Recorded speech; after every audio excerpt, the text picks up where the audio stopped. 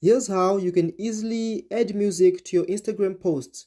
So first up, let me try to post something. So I'm just going to easily click on this plus icon and then click on the post option.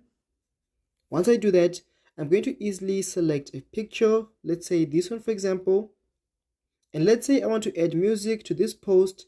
I can easily click on the add music option right over here. Once you do that, you can easily search for the artist or the song you want to add. But for example, I'm just going to easily select this one for the sake of this video. So once you have selected the song you want to post, or rather the song you want to add to your post, simply click on the next option right over here. And then if you want to add a caption, you can easily add a caption. If you want to tag people, you can easily tag people rather. And then once you're done doing all those stuff, click on the share option.